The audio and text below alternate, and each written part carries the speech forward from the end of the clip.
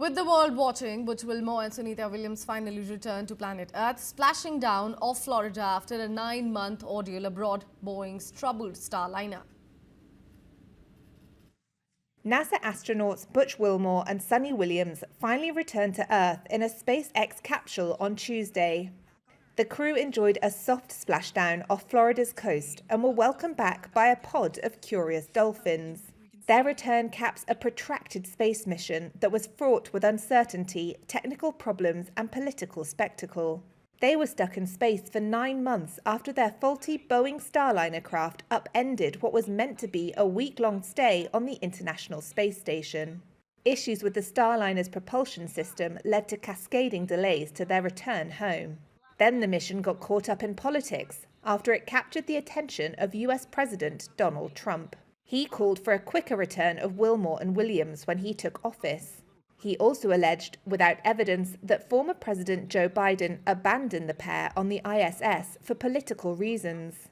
NASA acted on Trump's demands by moving Crew 9's replacement mission up sooner, according to the agency's ISS chief, Joel Montalbano, on Tuesday. See, we work for the president, and who's ever there, we work for them.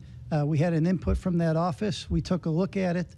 And, our job is to take all the inputs we get and operate as successful and safely as we can. And that's what we did for this administration, and that's what we would do for any administration. The agency had swapped a delayed SpaceX capsule for one that would be ready more quickly. They said they sped through its methodical safety review process to heed the president's call.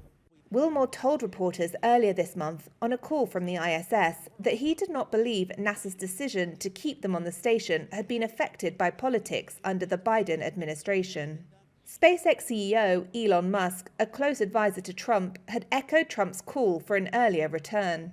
He said the Biden administration spurned a SpaceX offer to provide a dedicated Dragon spacecraft rescue mission last year.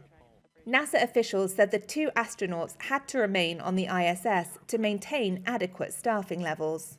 They said they did not have the budget or the operational need to send a dedicated rescue spacecraft. Crew Dragon flights cost between $100 million to $150 million. Boeing had hoped Starliner would compete with the SpaceX capsule, but this mission has thrown its development future into uncertainty. NASA's Commercial Crew Program Chief, Steve Stick, said on Tuesday that Starliner needs more tests before it routinely carries US astronauts. We're certainly looking at Starliner very carefully. We're in the process of looking at that vehicle, looking at the helium system. We've got some candidate seals that we're going to replace. We'll get into some testing here over the summer timeframe with what we call an integrated doghouse at White Sands. So we're looking at that. Boeing, which congratulated the astronauts' return on X, did not immediately respond to a request for comment.